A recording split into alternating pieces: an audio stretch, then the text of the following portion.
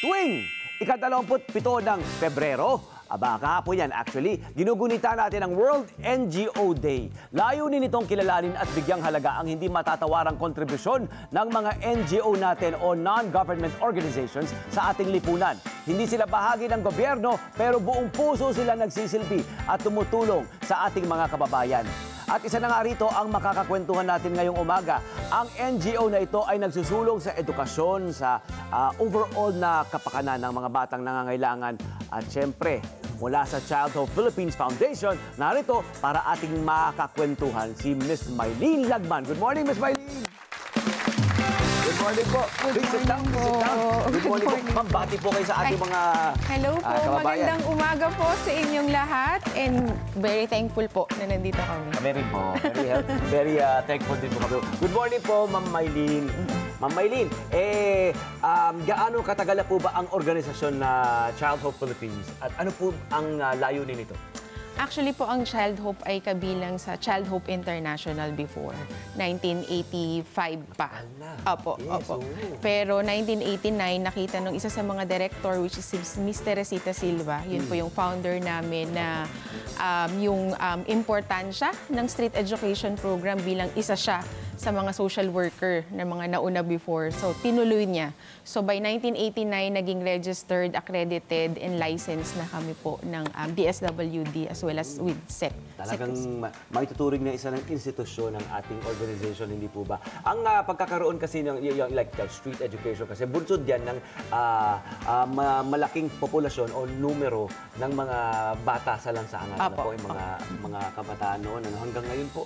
Actually, marami naman po, pero iba't ibang kategorya ang mga batang kalye natin. Pwede siyang street-based, yung talagang nakatira, nagtatrabaho, kumakain sa kalye mag-isa. Meron namang street family, which is nakakalungkot kasi sila yung po yung dumadami. And community-based, kasi wala silang, at the end of the day, may bahay naman na inuuwian, pero ang kanilang pinagkakakitaan nasa kalye. Salat din. Opo. At bukod po sa ating nabanggit na advocacy-yang ito, ano po ba yung mga iba pang mga programang pinapatupad ng Child Hope Philippines para po isulong ang inyong advocacy to fore? So, ang banner program namin, the Street Education and Protection Program, it's a very holistic program kasi from education, health and medical services, as well as other social welfare services, binibigay po namin ng libre sa mga bata. So, meron po kaming kalye eskwela, yung van, na nagtuturo kami ng iba't ibang alternatibong edukasyon. So, ayaw na naming i-repeat kung ano yung natututunan nila sa eskwelahan. Bagamat ito ay pang-ayuda ba? Para masustain. Ayuda for the mind, ayuda for the body. Opo. Para at least they will realize eventually ang importansya ng edukasyon. Kasi we want them to integrate to formal school kung wala pa po sila sa formal school. Kasi naniniwala pa rin naman kami sa positibong impact ng edukasyon talaga sa atin at lalo na sa mga bata. So, ito po yung nakikita natin, ma'am, na van na umiikot po. Opo. Yung na umiikot sa Metro Manila. Yan. Umaabot din po ba ito sa mga rehiyon? Hindi pa po, kulang ng pondo. Ayan, mamaya pag-usapan natin kung paano tayo makakalikom ng pondo, ng donasyon, ano po. Opo, yes po. Pero meron din po kaming health and medical services. Clinicalye naman ang tawag namin. Kung ang van po ang tawag namin ay kalye eskwela, ito namang isang van namin na umiikot na may kasamang doktor. Clinicalye naman ang pagtawag namin kung saan nagbibigay naman kami ng libreng gamot. Pero sila pa rin yung beneficiary namin. By the way, we have the database po ng mga batang kalye namin. So, hindi pwedeng basta-basta na sila lang.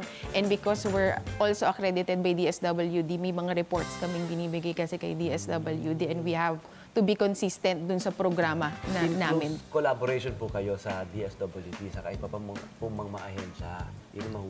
Opo, pero ang partnership namin with DSWD ay because we're accredited of their agency. Pero may mga iba't ibang network naman, may iba't ibang ahensya naman si DSWD na kung saan kami po ay membro gaya ng ABSNet West Cluster, Manila. At meron kayong kalendarya. Opo, ang kalendarya naman is pagbibigay ng mobile soup. It's a soup kitchen naman siya. Kasi yun nga, sabi niyo nga po, kung pinapangalagaan namin yung isip ng mga bata, para lang mas maintindihan nila kailangan busog. Ang clinically naman ay para naman sa kalusugan.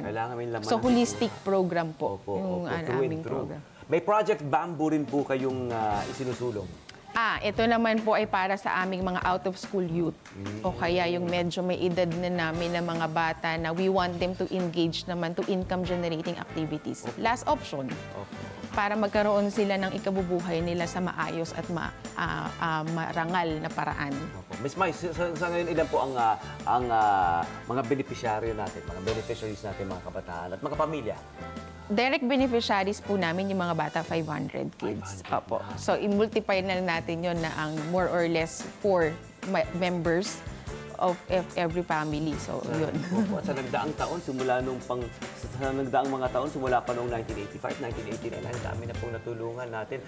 Bumabalik-balik po ba sila? May mga graduates na po. Meron po. In fairness naman po, may mga nag-graduates kasama na rin namin po. teacher Opo. na naging nagturo muna sa amin. Meron po kami ngayon ng isang staff, accounting staff po namin na nasa amin, na galing lang ng kalye ng Pasay, Baclaran, sa CCT.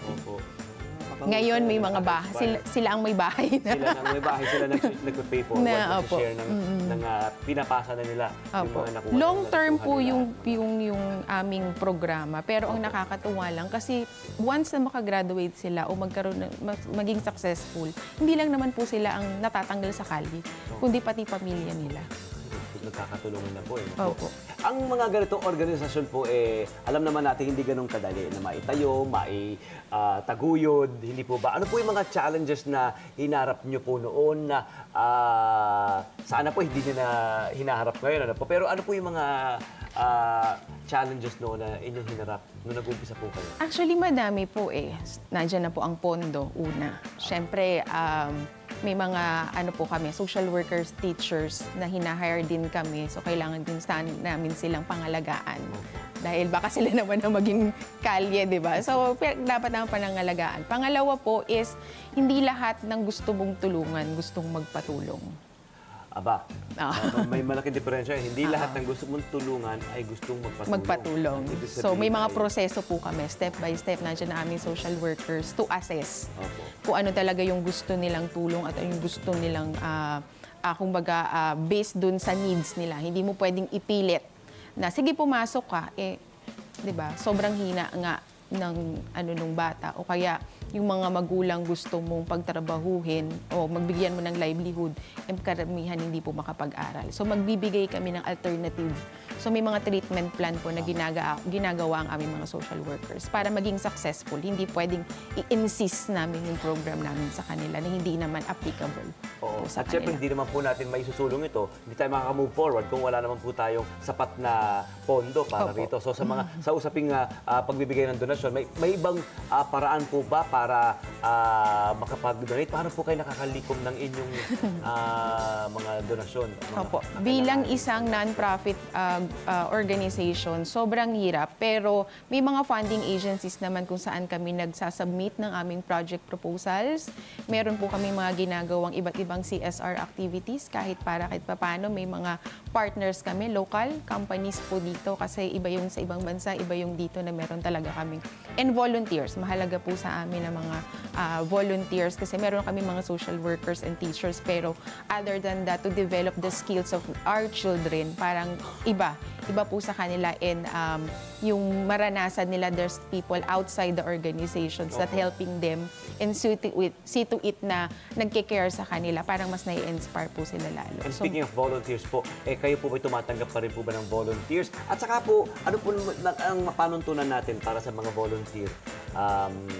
Yes po, please. Basta po ang sa amin lang is gustong tumulong. Not because gusto mag-social media. At saka mararamdaman din po kasi ng bata yon kung sincere sila. Pero madami po kaming volunteers na kailangan na magturo ng iba't ibang skills sa mga bata. Magbigay ng panahon para yung literacy ng ibang bata namin dahil hindi conducive yung lugar kung saan sila nag-aaral. So, tutorial lang, malaking bagay po sa amin yung mga mag-tutor sa mga bata. Kailangan natin, ano po? Yes po. Opo. Ito po bang ating Child Hope, umiikot na rin po sa mga rehiyon, maaari rin po ba from different regions, mag-volunteer po, maaari po magpunta? Pwede naman po. Opo. Opo. Opo. Pwede po silang anytime, Monday to Saturday, pwede po silang Saan po maaari mag-volunteer magpunta? sa amin. Saan po maaari tumawag? Ang aming opisina po ay nasa Paco, pero they can check our Facebook account po, yung Child Hope Philippines Foundation, Inc. Child Hope Philippines Foundation Incorporated. Lahat po ng social media sites natin. Lastly na lang po, ma'am, ano pong fulfillment ang nakukuha nyo po sa ginagawa nyo po sa pagiging bahagi ng Child Hope Philippines? For 15 years, yung ngiti lang po ng mga bata. At saka yung babalik sila na magsasabi lang sila na nay, salamat. At saka yung wala na po sila sa kalye. Natupad nila yung pangarap nila. Palapakan natin sina Miss Mai at saka ang kanyang mga kasamahan at syempre ang Child Hope Philippines Foundation. Hello po mga Kanet 25! Si Kuya Tony Pet po ito mula sa Love, Tony Pet and Everything. For more Love, Tony Pet and Everything updates, just click on our subscribe button and follow us on our Net25 social media pages at Net25 TV and at Net25 Entertainment Facebook. Magkita-kita po tayo!